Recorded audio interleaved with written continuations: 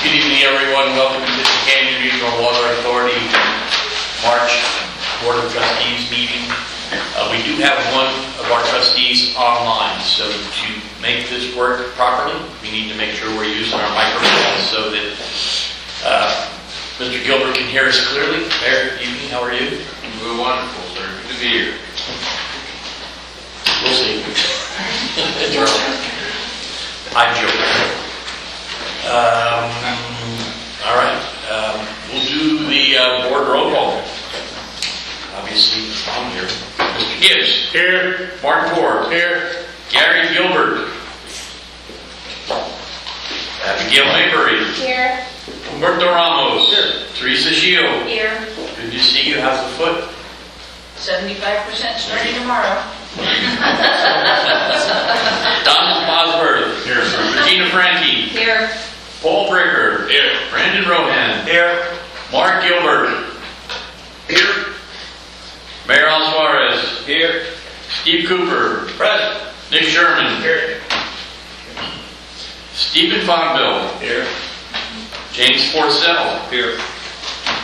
Doris Stubing. Here. Mabel Vaughn. Here. Clint Ellis is absent. 1, 2, 3, 4, 5, 6, 7, 8, 9, 10, 11, 12, 13, 14, 15, 16, 17, 18 present. Out of a whole 20. Excellent. You call me Mr. Trustee? And you said I did present. Sorry. Okay, turn on that. Roberto Ramos. And I'm going to start referring to you, Mr. Ford, as Mayor. Okay. Moving right along, if everyone bow their heads for invocation, please.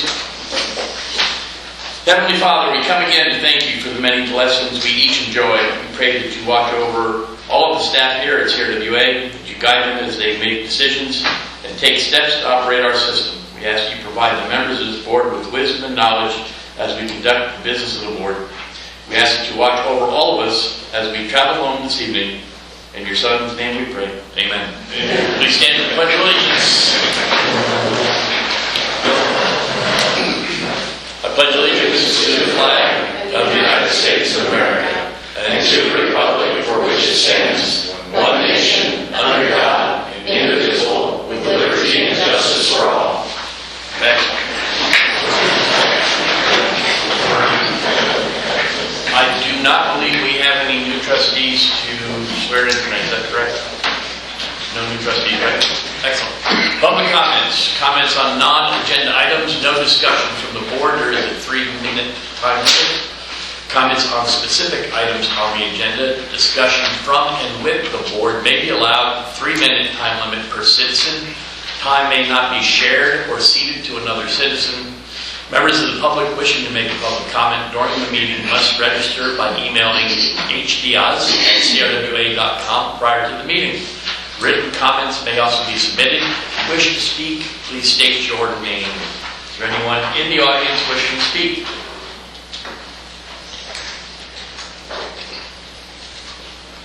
Hearing none, we'll close item 5, public comments, and we will move on to consent agenda items. Can you scroll that up a little bit, please? Thank you. All items listed below are considered to be routine and non-controversial by the board and will be considered by one motion. There will be no separate discussion of these items unless a board member requests, in which case the item will be removed from the consent agenda and will be considered as part of the order of business. We have 2 items. Item A, CRWA 2403-001, concerning approval of the minutes from February 12, 2024 Board of Trustees meeting, and CRWA 2403-002, concerning approval of the financial and check register reports until audited. I will accept a motion. Motion to approve the consent agenda. I have a motion by Tracy Shield. Second. I have a second by Regina Franke. Mr. Gilbert, how do you vote? Yay. All in favor say aye. Aye. Any opposed? Passes unanimously. Item 7, presentations and discussion. Item A, drought mitigation plan for review. 5-year plan, turning it over to Randy. I'm gonna take A and B, because it's basically the same, except one's the drought mitigation plan and the other's the conservation plan. And both of these have to be reviewed and approved by trustees at the April board meeting, so you should have copies of them. If you don't, let me know and I'll get them to you. The managers were provided last week with their copies, and so please review them.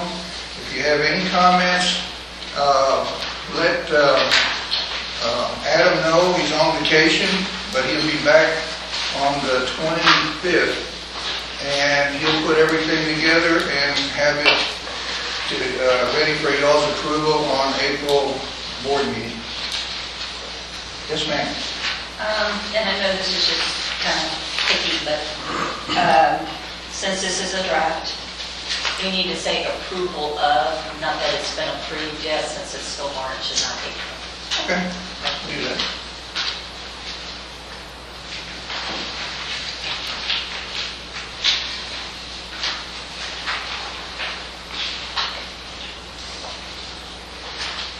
That's it.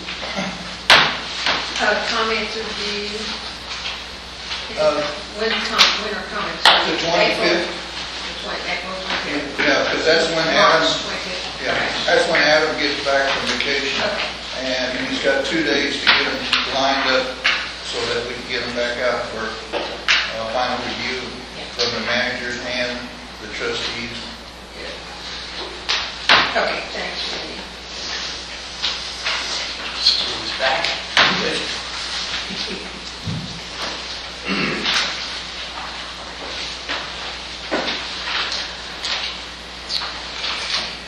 Item 7C, the President Board of Trustees will appoint a mediation committee to participate in the mediation dispute concerning the 2021 restated water supply contract for Hayes Caulfield. The following people will serve on the mediation committee. It will be myself, Brandon Rohan, Clint Ellis, and Martin Ford. I appreciate everyone that has agreed to serve on that mediation committee.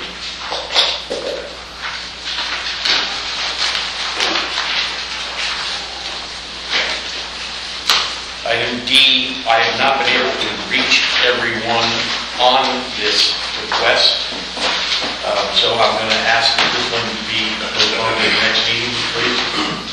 Do we need to take action on that, or is it just no action required? No, it's actually your authority as the president to appoint the committee, so it's not even a board on action item. Okay, thank you. Item 8, CRWA staff reports. Update from written reports by staff, legal counsel, and others. Drought report. A through C it was provided for you in the agenda handout, so you can look at those when you have time. Can we have an overview real quick? Ma'am? Can we have an overview real quick? You bet.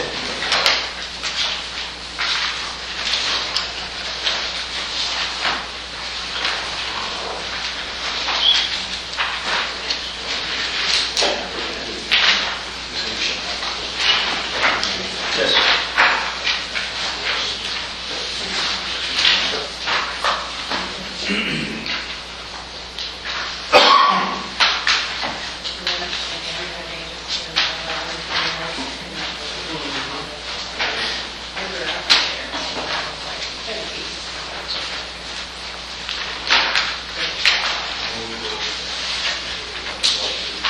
Okay, on the drought impact, you can see that around west of San Antonio up into the hill country, it's still in the red. It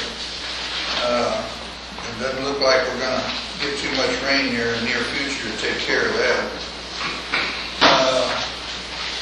The next page, on page 2, we have the little bit enlargement of that map, and it shows you where Lake Dunlap is and Hayes Caldwell, those plants, kind of right at the edge of the yellow. So I guess that's good. Canyon Lake level just keeps crawling on down. we're still in stage 2. Haven't heard anything from GBRA on any of the new proposed guidelines. They said maybe next month, we'll see where that goes. They're coming out with a couple of extra stages, so we'll see where that is. You have They extra propose stages. there. Then you have the inflow, outflow, you can see it all going down.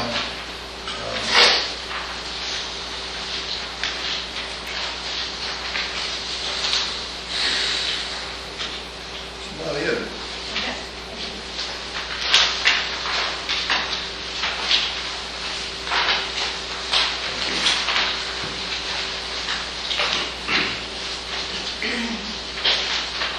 Need to be praying for rain or we're gonna have a real problem by the time July is. This is gonna go from bad to really bad fast.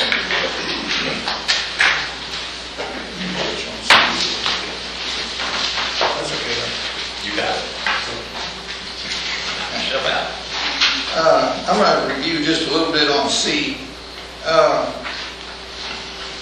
We are going to have to start looking at Wells Ranch 2.5, I guess you call it.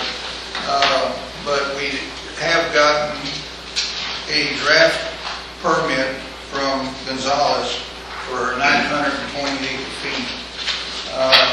And basically, that's going to be for East Central and Spring Hills. So we're going to have to start drawing up some kind of a contract with the water. And tomorrow evening, Gonzales will be voting on this draft permit. So hopefully it'll go better than it did last time. But everything is away that they had proposed last month, except now we got it in black and white. So we'll see where that's at. And in groundwater leasing, they're going to also, within that draft permit, go from the 7,400 acre feet to 8,320. That's including the 928 feet. So they're going to, look like they're going to extend it to 2032 instead of the 2026. Supposed to be 5-year intervals, but I guess what they're doing is we have 3 years left on the existing permit, so it looks like they're adding that to it, making it 2032. So we'll find out tomorrow night for sure if that's what they're going to do.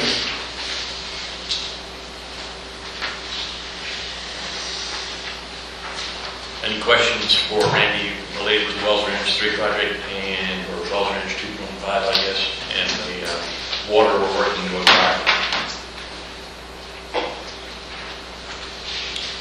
Is Wells Ranch, that water supply contract up in 2032?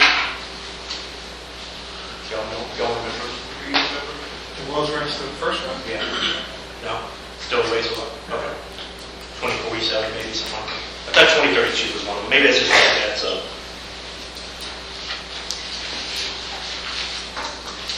Moving to item 8D, excuse me, before I move to 8D, 8C, anybody else have any questions or comments in reference to 8C, Wells Ranch 3 project? Hearing none, we'll move on to 8D, South Texas Regional Water Planning Group, Region L. Mr. Schwartz. I didn't have a chance to stay for the whole meeting. I was there for the first half, but I know that there was a report by the consultants, and then after I left, Crystal Clear had a request and from the board to be included in, was it the Region L? It's a consistency waiver support so that Water Development Board can consider the consistency waiver because we were not included in the state water plan for our Trinity Water project, and we're seeking Water Development Board funding. Okay. And the other one was GBRA. They were wanting to see about their water secure. That's that water line that's coming out of Victoria that we've kind of been starting to talk about a little bit. And they're looking at seeing about getting some water development fee money and getting it approved by Region L also. So that's it. Any questions for Randy in reference to South Texas Regional Water Planning Group, Region L? Hearing none, we'll move on to item 8E, GMA 13. Is there any update on that? The meeting will be held on April 19th at 10 o'clock in Pleasanton, so I'll be there. Perfect. 8F, Groundwater Districts, Guadalupe and Gonzales Counties. Randy, you have anything to report on that? I don't have anything really to report other than Gonzales meets tomorrow night and Guadalupe meets Thursday night. So I'll be there.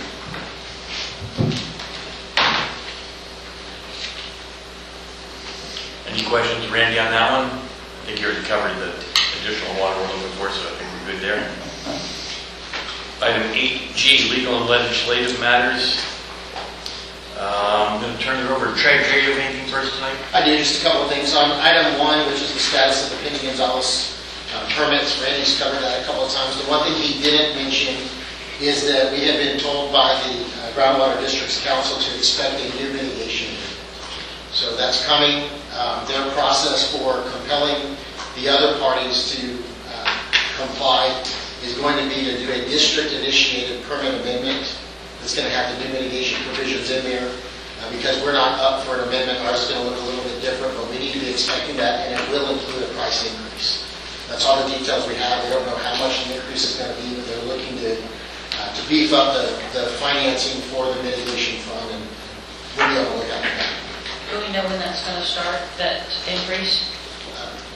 We don't. What we told us probably within the next 30 days, we should expect a copy of the proposed agreement. And there's lots of other players that are involved. DRA, everybody who has a permit from the district will be receiving that either in the form of a compelled amendment or a proposal. One of the special conditions of our permit that we expect to receive tomorrow night is that we will reasonably cooperate in the mitigation program. And what that means to the district is you're going to, at some point, enter into a revised agreement with increased pricing. The increased fees are not going to start immediately. The documents that outline what those fees are going to be is what's expected next.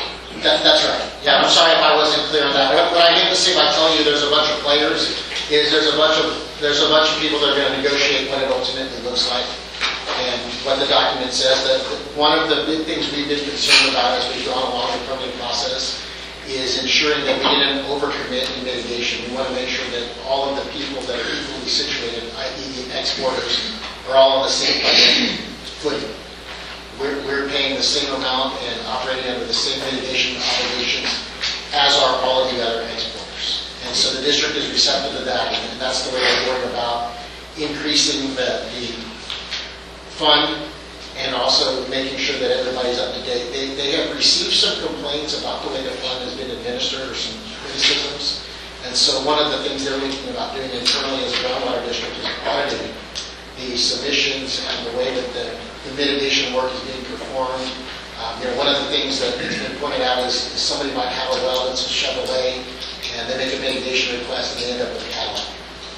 And so they're looking at those things as part of the comprehensive project of reworking mitigation. But ultimately, Do we have any idea of when those increases could start? I don't at this time. I'll have a better answer next month probably once the document's issued.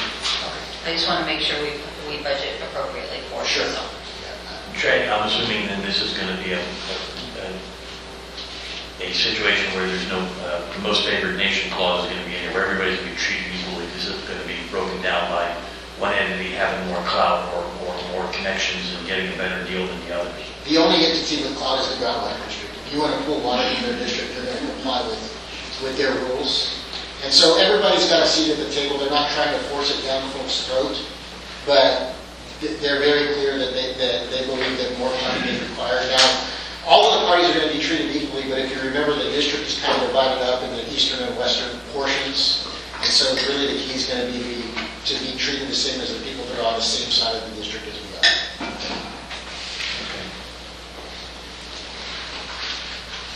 Any questions in relation to that one? If not, I'm going to have you move on to G.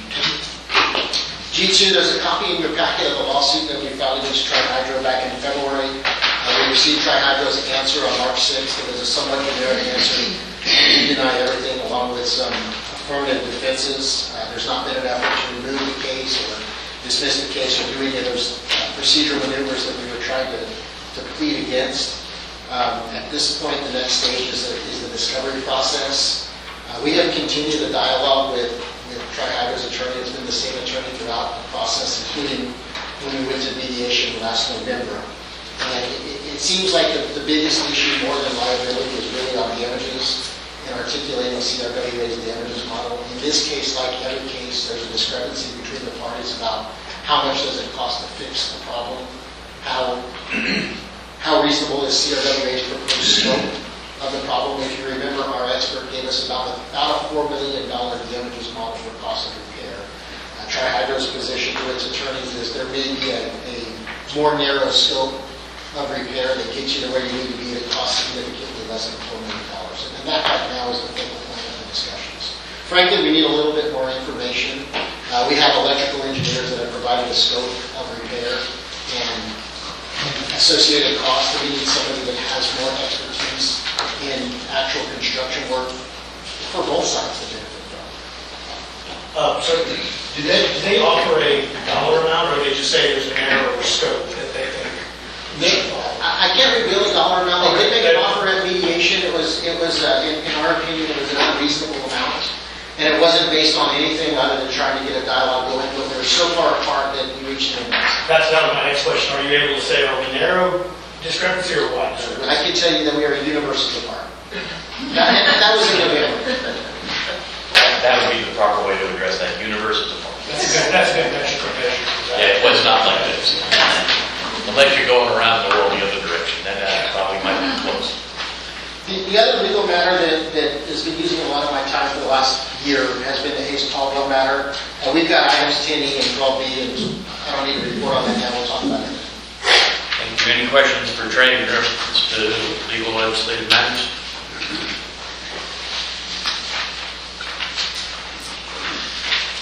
Hearing none, I guess we're going to move right along to item 9. 9A Budget Committee. Jeannie, have any report? Nothing new other than we're looking to reschedule our next meeting.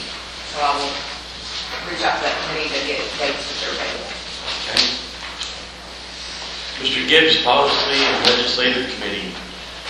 Okay, we're in the middle of the employee handbook. Actually, we've completed it. We've sent it to legal. We have 2 open questions that we'll address next week. In the admin policy, we also have 2 open questions for that one. So both of those should be coming up pretty soon. When we finish that, then all we have left for the policy side is a facility access policy and a background check policy. And that's all we have to do next week. Any questions for Mr. Gibbs and the Policy and Legislative Committee? Again, thank you for all the work you put into that. Did you cover, and I apologize, you covered the fact that you were going back and making some changes to match up with the changes in state law in the water code reference to purchasing? I didn't mention that, but that's further down in the agenda. We will adjust the legal changes for the purchasing limits. This is a purchasing policy, and then we're also going to add a phrase in there that reminds everybody that these policies change, and you have to check them occasionally. Thank you. Actually, the policies don't change, the state law changes. Yeah, actually, they changed it for cities as well. There were some modifications with cities can do now, so there's kind of been a change due to the constantly escalating cost of doing business. The legislature's up there to kind of raise up the thresholds where mandatory bidding and everything else takes place. So it's given us a little bit of breathing room, but not a lot. All right, moving on to item 9. Charlie, 9C, Construction Committee. We met on February 27th and discussed some of the same usual topics that we've had on our agenda for a little while. We started with the IX-10 and FM-1518 relocation projects. Those are textile projects. The same contractors on both projects, and they received a notice to proceed for both those contracts here in February. There is a change order on the 1518 project. They're going to drop a 30-inch gate valve that was in there. That's, I guess, what staff considers and UEG considers an extra valve that wasn't necessary. It had a long lead time. I don't remember what that lead time was, but it was some significant amount of time. That change order would reduce the contract by about $106,000. On the GIS system, UEG continues working on updating the system with new coordinates.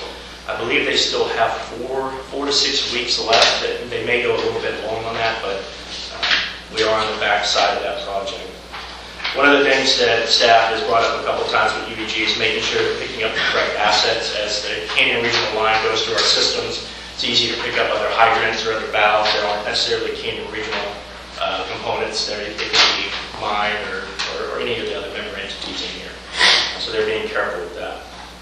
On the design standards, CRWA staff is going through them. They're pretty significantly thick books, and so staff's taking some time going through them and providing comments to UEG. On the Hayes Caldwell pipeline, the staff was working on a state drinking water revolving fund application for the pipeline. They believe they'll have cost estimates for it sometime later this month, but that application was submitted, I think, on March 1st. Is that correct, or was it February 29th? The Alliance Pipeline staff continues to meet with Alliance and Teresa Nichols to discuss the interconnect here at Lake Dunlap. Anything that they end up doing, TCQ is going to need to sign off on, so it could take a little bit of time for any revisions. On the Lake Dunlap membranes, Garver is gathering information from the operators here at Lake Dunlap, looking at the performance of the ceramic filters, and staff should have a preliminary report this month. The Wells Ranch 2 generators are still working with staff on a scope for the design on what we heard earlier with tri-hydro and these generators. This should be approved by the trustees next month. On the Hayes Caldwell Water Treatment Plant, on phase 1, you all tasked the construction committee with having a little more lengthy, in-depth review of Ardura's documents, and we did receive Ardura's recommendation and their scoring and their justifications for the scoring. When that went out, I immediately sent an email to all the construction committee members and said, please spend some extra time on this over the weekend, look at it, make sure you're comfortable with it. We did that, and we have not made a change to our recommendation. We're still going to recommend that TN10 be awarded that contract.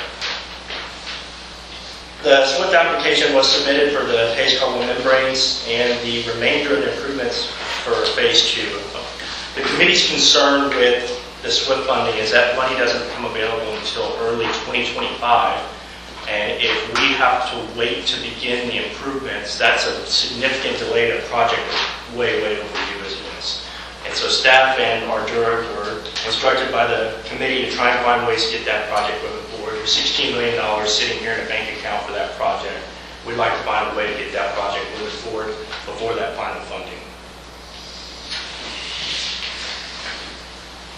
And we heard about Wells Ranch 3 already, and the only little operational thing that we had was well number 7 is back in service. They did a chemical treatment to remove iron bacteria, and it was very successful from what staff told me. Questions? I have one. On the Hayes Caldwell budget, there's a line item there, the ozone building upgrade to CMU. Yes. That's billed out 94%. Is that, I haven't seen the drawings. Has that building been constructed? No. Nothing's been constructed with the Hayes Caldwell improvements. The phase 1 has electrical work and tank work in it, but I'm not aware of any construction that's started yet, so no, sir. Okay, I just, like I said, this building upgrade to CMU is worth $49,000, and we paid out 94% of it. I mean, what are you in the line item in the budget on packet? Those are engineering fees. Engineering fees? Engineering fees, yes. Additional services that we pay to the engineer. Okay. And that would make sense that they would be Engineering? Okay, thank you. Other questions? Is it possible to do a reimbursing resolution to allow them to start work? And then once the funding comes through, we can reimburse ourselves with this? One of the questions I had at the committee meeting was, if we knew we were going to receive the SWIFT funding, could we go ahead and let the project and get started on it? Because we obviously have enough money for the beginning of the project. Mr. Sherman was a little bit concerned, and I agree, it's probably not good policy to enter into a contract before you have the money in hand. But I'm trying to find some form of creative way to get the project moving forward. I spent some time talking to Trey about it. I think there is a potential there that we could move forward with the project and move forward with the full contract even without receiving the full funding if this board was comfortable with it. But it's going to take a little bit more time to vet out. I think that's something that bears some research and a solid legal opinion on. That's probably worth asking the council to for a second opinion. If that's the direction that you'd like to pursue, at least investigating, I'm certainly happy to get you an answer on that. I know that our city uses reimbursement resolutions frequently when we want to start the projects. We haven't gone out with the bonds yet. The bond money hasn't been delivered to us yet, but we know that the bond's been approved. We just haven't sold them yet. We have done that in the past, but we've gone out and basically did a reimbursement resolution. Obviously, there's some caveats to reimbursement resolutions. You got to make sure that you're not overexpending. There's certain items that are eligible, certain items that are not. You have to be real cautious with that. Otherwise, you get it wrong, and then suddenly you can't reimburse yourself, and you spent the money. So, And there's strict timelines too. yeah, They're all statutory, so we need to make sure that the stars all align. yeah, you can go back a little ways, and you can go forward a certain amount of time, but it's in a bracket, and I'll do. Okay. Brandon, you're referencing the SWIFT application from Ardura for the Hayes Caldwell plant? John, quickly, we have how much in the war chest? 21 million? Not quite that much, but more this one. I believe you had 21, but then you're about to spend 4.5 or so of it on the phase 1 part of the project. And so this application is for 24.9 million? Yeah, that is correct. And so what's this local contribution, 16.5? Is that what we're supposed to run that up to? The local contribution, I think that's the money you already have. That's that 16 million I was talking about. Right. So the reason why the application is so large, 24.9 million, is Ardura included in membranes and the anticipated membrane cost. I understand. Thank you. Good report. Thank you. Thanks for the questions, Steve. It's always good to make sure everybody's on the exact same page to reference that. Board Manager's report, I know that Justin Ivanchek's not here. I believe that I've got that one. Mr. Abchek is ill. He asked me to oversee the meeting. I appreciate Mr. Schwinn and Mr. Brohan helping me out with that.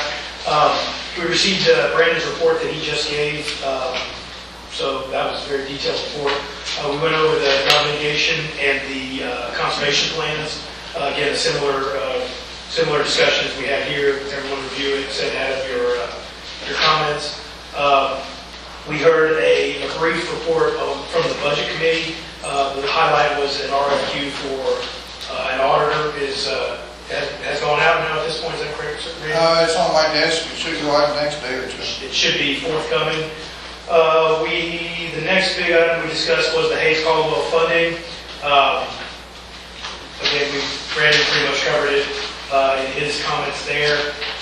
We discussed the Alliance interconnect with the Lake Dunlop facility here. Also, some level of detail with Nanostone is looking to coordinate with Powell on some of the hybrid repair where they would work together. Interesting, I think there's more information that needs to come forward with that. We received reports from Utility Engineering Group on the I-10 and FM 1518 transmission main crossings. The biggest takeaway from those projects is they are carefully coordinating with the contractor to eliminate shutdowns during peak demand. So I see David nodding, I'm saying that correctly, so that we won't be down for a tie-in when everyone needs the water most. So that was important there. Reviewed the design standards and the asset management. Mr. Quinn gave a detailed groundwater leasing report. That additional project that he was referencing, bringing water up from the coast, is something that is a little bit further out, but it's very intriguing. I think we need to pay close attention to that, participate as much as we're able to. And that is the highlights. Again, appreciate Mr. Schmidt and Mr. Rohan helping me out and making sure I didn't mess that up. Any questions for Mr. Sherman in reference to the board manager's report? I will add something to it. Typically, we take matters from the construction committee to the board of managers. The board of managers had myself, Mr. Sherman, and I'm sorry, I can't remember Jacob's last name. Jacob Parsons. That was the only 3 managers there. We didn't feel like it made a whole ton of sense for you to have Brandon and Nick give you another recommendation just from a different committee. So the board of managers did make a recommendation on the DM10 board. Thank you very much. Any comments or questions on the board manager's report?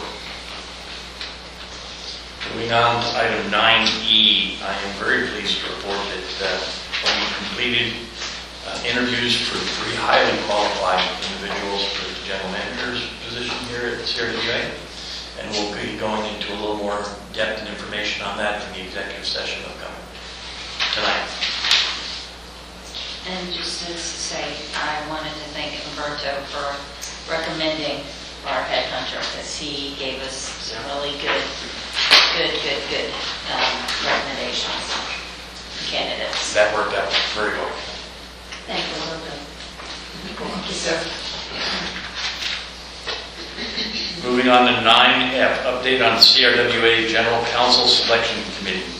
I believe if you look in the packet, there is a recommendation letter. Is that correct, Amy? Is there in the packet? Yes. Plant, our leader is not here tonight. We did make our meet, we met 4 different occasions and made our selection, and I think it's on the agenda for the day. It most certainly is. Yes. And again, it's nice that the committees are working well, getting these We things. did it. That. I have no problem with that as long as we're getting quality snapping. We did. Any questions on that before we move on to item 10? What page is that on?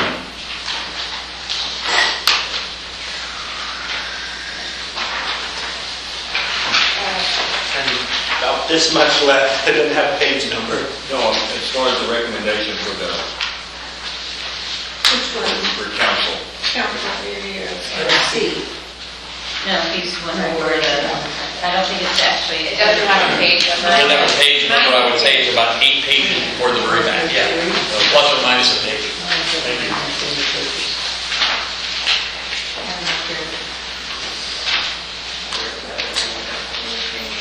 It looks like this, Mr. Coleman. Thank you. Okay, we're going to move on to item 10. We're being very efficient with time today on this. 10A.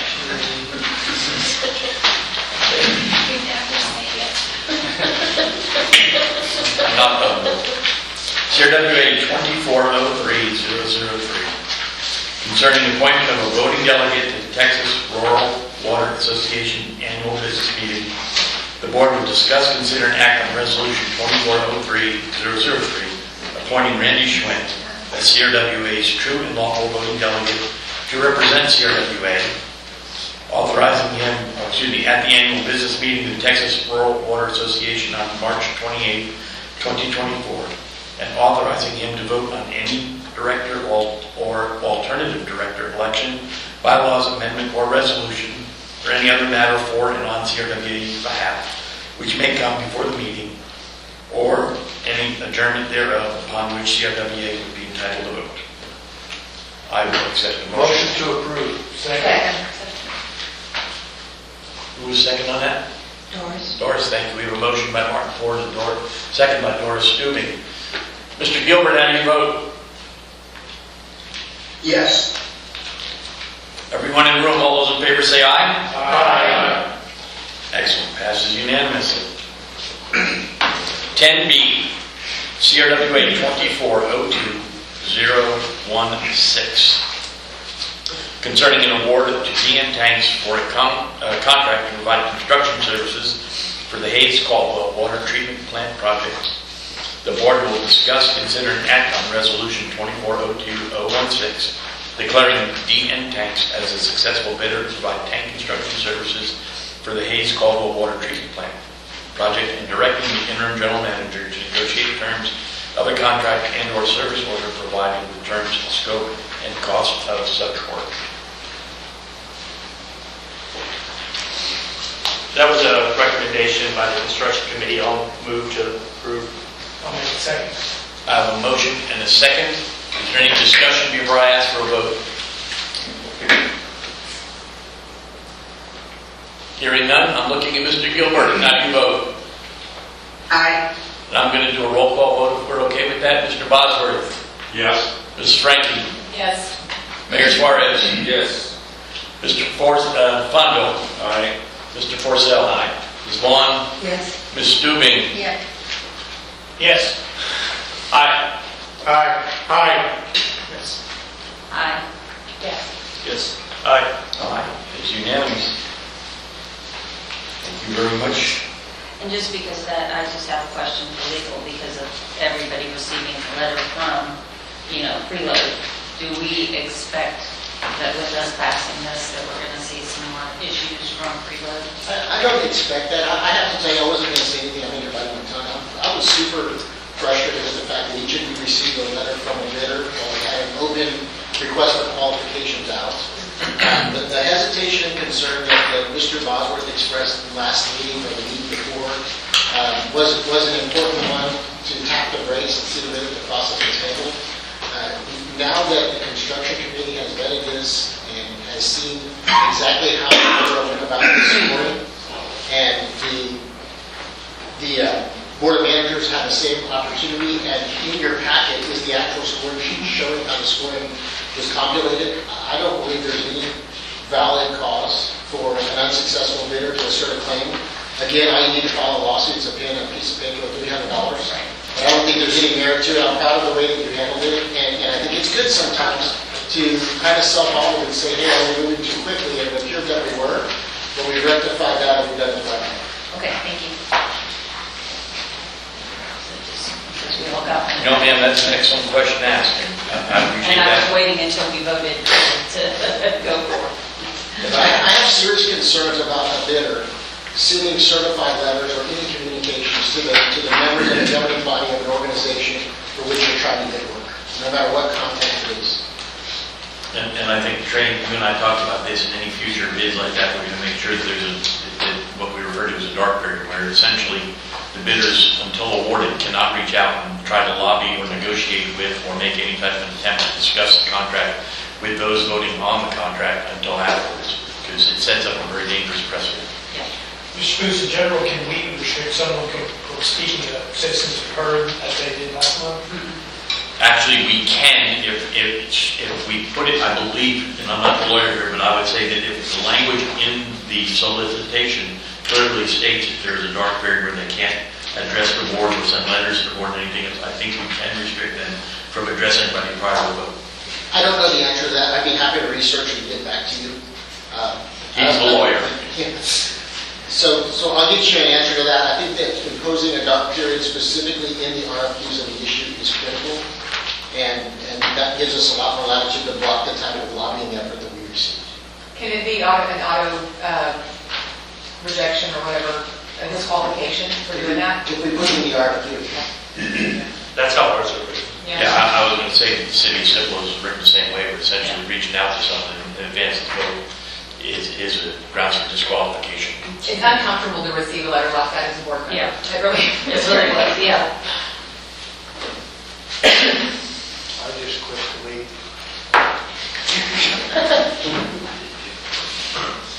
Moving on, item 10C, CRWA 2403-005, concerning the recommendation of the General Counsel Selection Committee. The board will discuss, consider, and act on Resolution 2403-005, accepting the report and recommendation of the General Counsel Selection Committee, and authorizing the board president and special counsel for CRWA to enter negotiations with Langley and Benak, Inc., concerning the contract providing for terms and conditions of retention of Langley and Benak, Inc. as CRWA's general counsel. If we need, like I said, the committee met 3 or 4 times. Abigail was on the James and Clint, and we interviewed 3 different firms, and we came to our conclusion. And tonight we have President Mr. Barrera from the law firm Foster Langley. They changed their names many times. Langley and Benak, sorry. Out of San Antonio, an old firm that's been around for many, many years. Mr. Barrera has lots of experience in the water industry, and I feel he's very capable of handling all of our affairs. And one thing that made a big impression on me is that he monitors the bylaws, the policies and procedures, which we so badly need help on. And so I highly recommend that we offer them the position of being our counsel. And if I may, if everybody hasn't had a chance to read all the way through to the bottom of your packet, I'm going to read the letter that was provided by the chair, Mr. Cornell. It says, Mr. Foose, you tasked me and other members of the legal RFQ evaluation committee with evaluating firms responding to CRWA's RFQ concerning legal representation. The authority received 5 responses to the RFQ. These respondents were the law offices of David Ross, Kemp Smith Law, Langley and Benak, Bickerstaff, Heath, Delgado, Acosta, LLP, and Denton, Navarro, Rocha, Canal, and Zek. All responding firms are qualified to serve as general counsel of CRWA. Based upon listed firm resources and what the committee perceived as existing conflicts with CRWA member entities, 3 firms are selected to be interviewed by the committee. Kemp Smith Law, Langley and Benak, and Bickerstaff, Heath, Delgado, Acosta.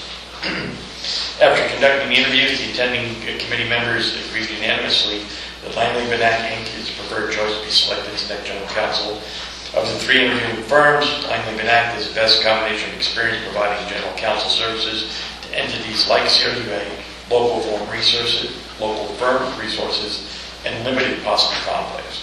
The proposed lead attorney for CRWA from Langley and Benak, Ruben Barrera, possesses a wide range of experience in municipal water and other areas of the law that would prove instrumental in helping guide CRWA through the complex set of challenges it faces. If you or any other members of the Executive Committee or the Board of Trustees as a whole has questions or like further information regarding the committee's recommendation of Langley and Benak, I'd be happy to meet with you and address them. Sincerely, Cornell is representing Springfield Water Service Corporation. CRWA Trustee.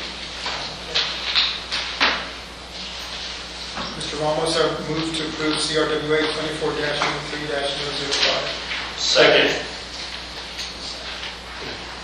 Brandon vote. We're going to do the same thing we did before. Mr. Gilbert, how do you vote? Aye. Aye. Mr. Sherman? Yes. Aye. Mr. Porter? Aye. Mr. Gibbs? Aye. Mr. Ramos? Ms. Shield? Aye. Ms. Mayberry? Tim and around. Aye. Aye. Yes, sir. Aye. Yes. Yes. Aye. Aye. Aye. Yeah, it's unanimous. Excellent. 18 to 0. Thank you very much. Item 10D, CRWA 2403-006, concerning revisions to the CRWA procurement policy. The board will discuss, consider, and act on resolution 2403-006, amending and updating section 7 of the CRWA procurement policy to modify the financial thresholds for Tier 2 and Tier 3 purchases and to add language indicating that the procurement policy shall automatically conform to changes in applicable law. You did hear a report from Mr. Gibbs earlier. Does anybody have any questions on this? I would recommend that we have our legal team, after legislative meetings, advise us of any changes that may impact any of our policies. It's a good recommendation, sir. Any other comments, questions? If not, I'll entertain a motion. So moved. Ms. Frankie? Second. Mr. Bosworth? On this one, we're going to do, Mr. Gilbert, how do you vote? Aye. All those in favor say aye. Aye. Any opposed? Hearing none, that one passes 18 to 0. 10E, CRWA 24-03-007, concerning mediation of the dispute arising under the 2021 restated water supply contract for Hayes Caldwell. The board will discuss, consider, and act on Resolution 2403007, authorizing CRWA's mediation committee and special counsel to participate in mediation concerning the existing disputes related to and arising under the 2021 restated water supply contract for Hayes Caldwell, and delegating authority to the board president to execute a mediated settlement agreement subject to the final ratification of the Board of Trustees at its next regular meeting. Trustee. Yes, sir. So as the board knows, we have, over the past year, almost a year and a half now, been dealing with disputes and claims concerning the Hayes Caldwell project. Most recently, we received a demand letter from Maxwell County Line in Martindale. Per your directions, I responded to that letter, and per your directions, I offered to attend mediation, an idea that originally came from Martindale many months ago. All of the participating entities and the city of San Marcos have agreed to attend mediation. The lawyers have been surprisingly receptive and communicative. We have whittled a long list of proposed mediators down to 3. Our agreed protocol is that tonight we're going to put the names in a hat, and we're going to draw 2 names, and then we're going to coordinate scheduling. Mr. Cruz earlier in the meeting appointed a mediation committee, and that committee is going to represent CRWA at the mediation with the agreed mediator. Scheduling is yet to be decided because we haven't decided on the mediator yet. But this is in furtherance of trying to address this ongoing nagging dispute. Motion to approve CRWA 24-03-007. Second. I have a motion and a second. I'm going to go to Mr. Gilbert. How do you You say? got a call for discussion. Oh, I'm sorry. When are we drawing? When are we drawing? Yeah, you said we're putting the names in the hat. Tonight after the meeting. It's not a board function. What I had told the other attorneys is that I'll do it at the meeting if anyone, actually I don't think you were here, but I said if any of you want to come watch, you can do it. Okay, just curious. Yeah. So the names, I didn't tell you the names, but the three candidates are Phil Newchurch, who's an administrative law judge, John Vay, who is a sometimes administrative law judge and also was the presiding officer over our last round of Gonzalez permits. I see both Graham and Alberto nodding their heads, because they know that was a knockdown, drag-out process, and John did a good job of that. And the third is a gentleman named Craig Bennett, who's also a sometimes ALJ. I will tell you, none of those are the mediators that I proposed. We started out with a long list. We whittled it down, and those are the 3 that did not draw an objection. So in order to streamline it and further narrow down, we're going to draw the names. And I'll call on you, Ms. Sheila, if you want to be the one that reaches into That's fine. I was just making sure. a hat or a bag or something. It won't have to be a very big hat. There's 3. It's just 3. This is 3. All right, I have a motion and a second. Any other further comments before we move forward? Hearing none, Mr. Gilbert, how do you vote? Aye. We're going to grab Mr. Bosworth. Yes, sir. Ms. Frankie. Yes. Mayor Suarez. Yes. Aye. Mr. Fago. Mr. Porcel. Aye. Ms. Vaughn. Ms. Steuben. Mr. Sherman. Yes. Mr. Cooper. Mayor Port. Aye. Mr. Gibbs. Aye. Humberto Ramos. Yes. Tracy Shield. Yeah, sorry. I'm sorry, I didn't realize you had a count. Yeah. I just caught that after the whole meeting. Abigail Mayberry. Yes. Mr. Bricker. Aye. Brandon. Aye. And I vote aye as well. Excellent, that is an 18-0 Thank vote. you very much. And I apologize, I just caught that. Your voice has changed so much. Item 11, executive session. The Board of Trustees will meet in closed session to discuss the following items. And the items listed above pursuant to Chapter 551 of the Texas Government Code, including where appropriate sections 551.071, 551.072, 551.074, 551.076, 551.086, 551.089, and 418.183 subsection F of the Texas Government Code. All deliberations and formal actions will occur in open session. We have 3 items. One is the General Manager Selection Committee's recommendation. Second is demand letters received from Maxwell SUD, County Line SUD, Martindale WSC related to the 2021 restated water supply contract for Hayes Caldwell, and conditions for issuance of permits requested by GCUWCD in connection with CRWA's pending permit applications. It is now 6:06 6:55, and we're going to go into executive session. We'll take a 5-minute break, and then we will start at 7 p.m.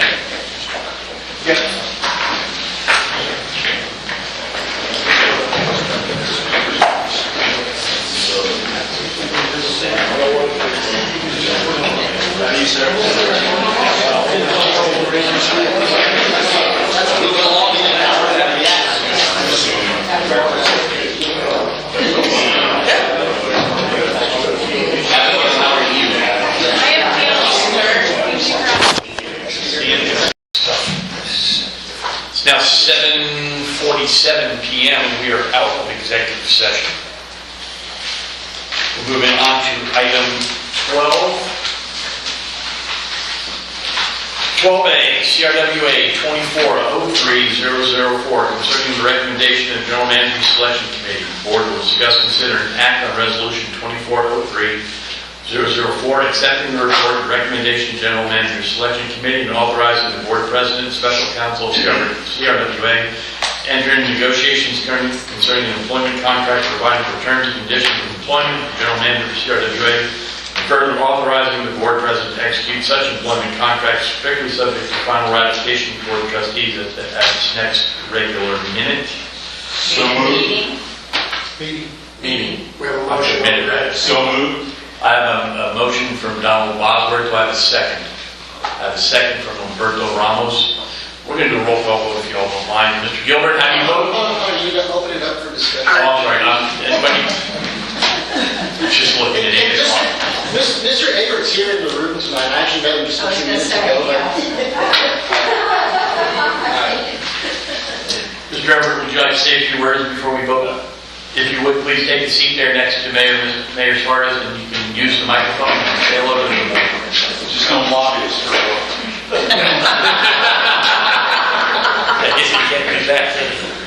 Good evening. I'm glad to be here. I really appreciate this opportunity. I believe that I can do a great job in this role and work with the team. I hold water to be the most precious resource on earth. Water is life, and I hold it near and dear to my heart. And so I will pursue the goals of this organization with just such passion. So thank you very much. Thank you. Any other comments, questions, concerns from the Board of Trustees before we take a roll call vote? Hearing none, Mr. Gilbert, how do you vote? Aye. Mr. Sherman? Yes. Mr. Cooper? An emphatic aye. Airport? Aye. Ed Gibbs? Aye. Humberto Ramos? Yes. Tracy Shield? Aye. Abigail? Yes. Mr. Brickler? Aye. Mr. Bosworth? Ms. Frankie? Yes. Mayor Suarez? Yes. Mr. Fonzo? Aye. Mr. Forcell? Mabel? Yes. Doris? Aye. And I vote aye as well. Congratulations, Mr. Everett. You're our new general manager, and we wish you well.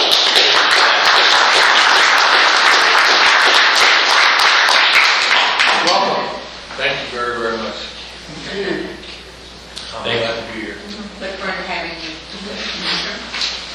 All right, I'm going to move on to the next item. Thank you. Item 12B, CRWA 2403008, regarding the commencement of litigation concerning the dispute related to the 2021 restated water supply contract for Hayes Caldwell.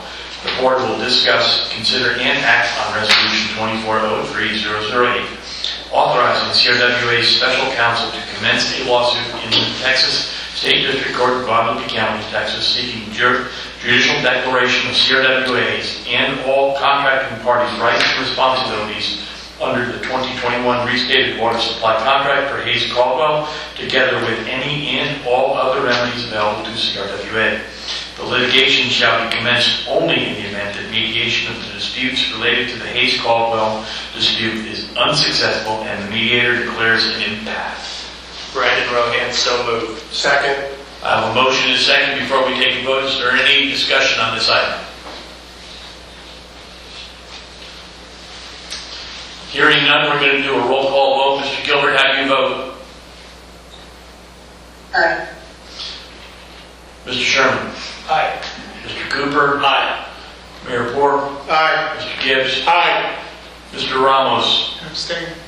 Ms. Shield? Abstain. Ms. Mabry? Aye. Mr. Brickler? Aye. Mr. Rohan? Aye. Mr. Bosworth? Abstain. Ms. Frankie? Abstain. Mayor Suarez? Yes. Mr. Fondo? Abstain. Mr. Forcell? Abstain. Ms. Vaughn? Abstain. Ms. Dubing? Abstain. And Timothy Foos, president, votes aye. That has a 10-0 in favor of potential for litigation. The event of mediation is declared at a full impasse.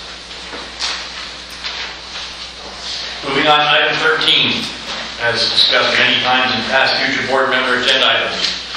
You can bring them up tonight if you so feel the need, and/or you can send them in to Hannah. You can send them in to Hannah if you need to, and/or you can send them in to Trey as our attorney. At this time, until we have our new attorney under contract. I did want to remind you, Mr. Fuster, we've talked in the last couple of months about the cutoff date for submitting those items, the staff will prepare the agenda.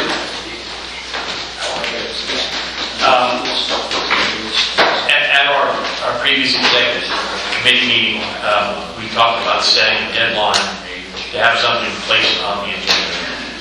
The challenge we've faced in the past is that last-minute agenda items require last-minute language, which starts to trigger the agenda packet being completed late or even after hours on a Friday, making it very difficult to get it to the board members that need it. Randy, you had a suggestion that all items to be considered on the agenda had to be turned in by Wednesday, noon. Wednesday at noon, the week prior to the meeting. So the meeting's on Monday. If you have not turned an agenda item in by noon on Wednesday, it is hereby cut off, and your agenda item would be put on the next meeting the following month. I think it helps us have staff perform well, putting staff under a lot of duress, bringing things up on a Friday afternoon at 3 o'clock, wanting them to add them to an agenda that's complete and ready to be posted. And suddenly we're scrambling, trying to get proper language and backup documents put together and then put into a packet and put together. It really is stressful for staff. I think it's more than fair to say that we're going to put a cutoff time of Wednesday at noon. I think we can easily abide by that. In the event there's some sort of a real emergency where something has to be placed on the agenda, there's always the opportunity for that to come to my attention and to the attorney's attention. And we can always override it if it's an emergency, but only an emergency. Other than that, I'm hoping everybody can abide by the Wednesday at noon rule, which will help us be more efficient in providing a packet to everybody in a timely manner. Put that in the policy or the bylaws, what is it? It is now. It is now? Okay, anybody have any future agenda items before we move on? No, I would like to remind everyone that your appointments to Canaan Regional need to be in April. Already done. Yep. Motion to adjourn. I have a motion to adjourn. We're hereby